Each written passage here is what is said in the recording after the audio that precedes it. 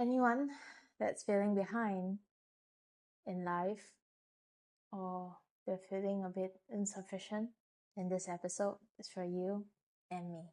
Hey, you!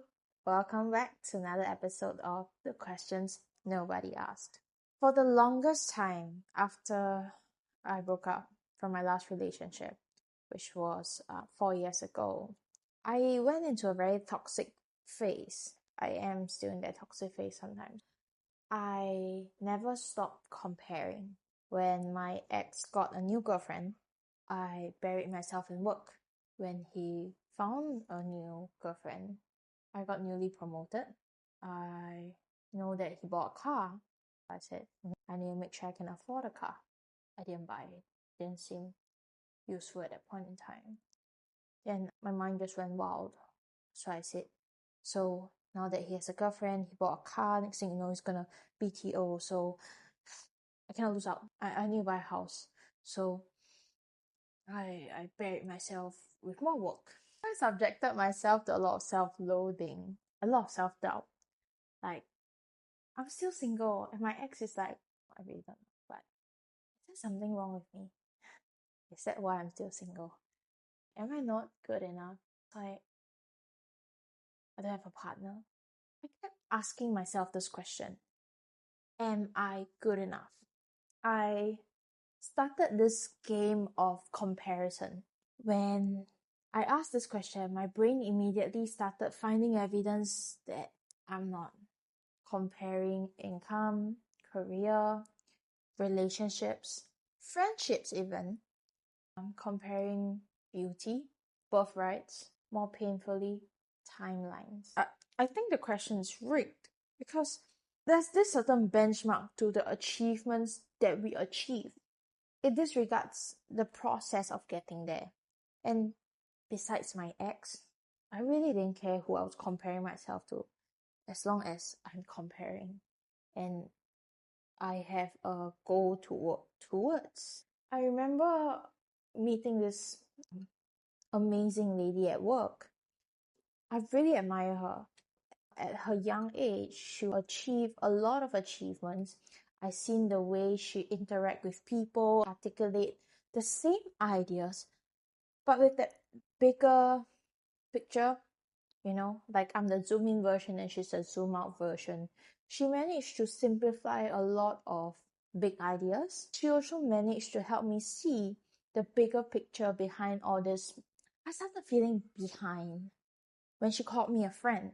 When I was in her close community, I feel like I'm not worthy to be there. I feel behind. I have to contribute nothing. I don't see myself, belonging there because I just feel so insufficient. See, I was comparing. What I failed to realize is we were all at different starting points when we met. When I met her, she already had years of experience in the industry. She had time to learn from her mistake and improve it over time. She also had time to build different network that strengthened over the years. But all I see is what I don't have and what she has. I disregarded the process of getting there too. I feel inferior everywhere I go because I am constantly comparing myself on how small I am in a room full of giants. So I signed myself up for a lot of enrichment classes, upgrading, be it soft skills, technical skills. I took up a bunch of leadership roles so that I had an opportunity to step up, all in hopes that I will keep up. But you see, that's the thing. When I compare myself to this particular specific someone, the moment I surpass them or I am better at them in a certain something, it doesn't stop there. The moment I surpass this particular person, for example, I look for the next person to compare to. Suddenly I'm into this vicious cycle of insufficiency and feeling inferior. Funny enough is the more I chase, the emptier I felt. The emptier I felt, the more burnout I have. Feels like I'm sinking into quicksand. The more I struggle, the faster I sink. One day when I was scrolling through social media, I saw this.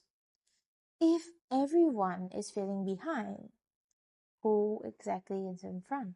I was like, interesting. Got me thinking, maybe I don't need to be like good enough. I can like stop comparing myself to say my ex or whoever I meet. Let's ask this question instead. Am I enough? My brain started tabulating, right? I have my own place. I have my own car. I'm financially independent and stable. I get to travel as and when I like to wherever I choose. I have friends, family, people who genuinely care about me. But at age 29, I should have a partner. I should be planning a wedding.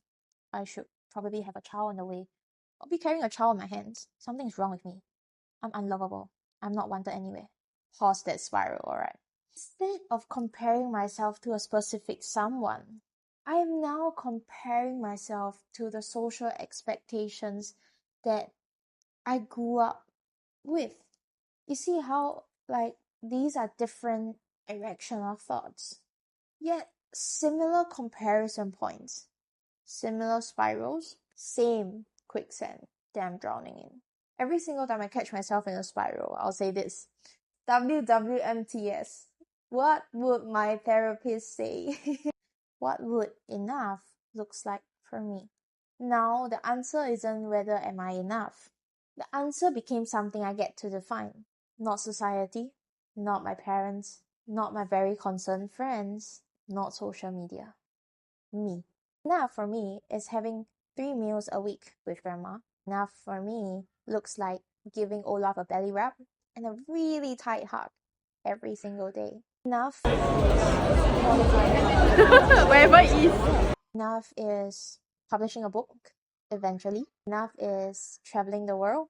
At least, okay, maybe that's too much, but let's cut it down. Let's cap it at once a month. Enough is waking up one day excited about my day with no anxiety. That's a real flex I'm looking forward to. But for the first time, this question allowed me to define what enough meant to me. Now I have control. Somewhere along the way in our journey of life, I think we inherited a checklist. By this age you should be this, by this age you should be that, by this age you are not married, by this age you don't have a child, maybe there's something wrong with you. The scariest part is I never remember consenting to be marked on this checklist. It's like I got a score grade every single year by this checklist. Who was the grader? I'm the biggest grader. Other than CNY, my relatives are the biggest, loudest graders. So when I changed from am I good enough to am I enough to what does enough looks like for me, I got ownership. The things I can control now becomes clearer. I can't control life and death, but I get to control to live my life with no regrets.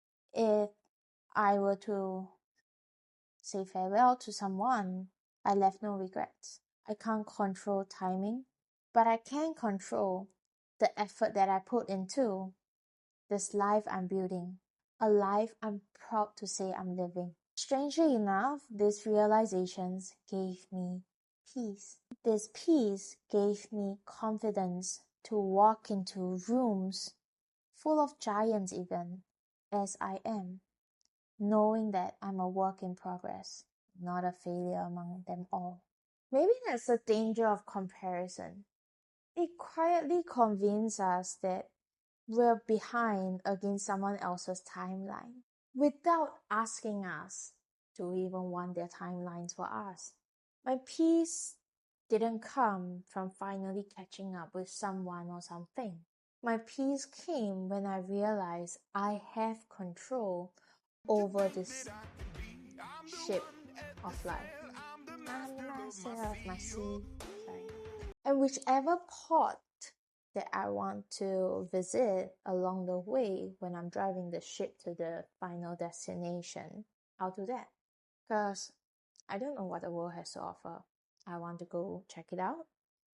While I do that, I get to rest and decide where's the next port, where's the next milestone that I want to celebrate or pause at before I get a full picture of how or where the final destination is or looks like.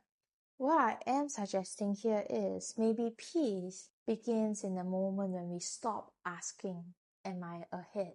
It starts when we ask, am I building a life that feels enough for me?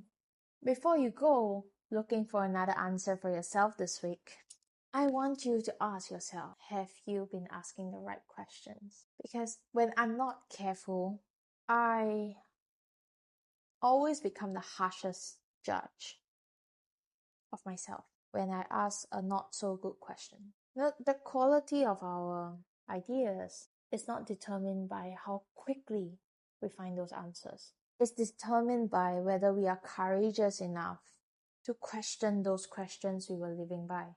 This is the questions nobody asks, and I'll see you in the next episode.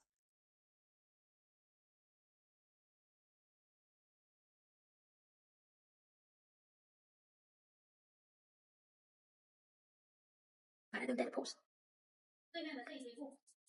You know who's a courageous person? You're not a person, sorry. You know who's a courageous thing? You're not a thing. You know who's a courageous dog? You are the you are a courageous dog.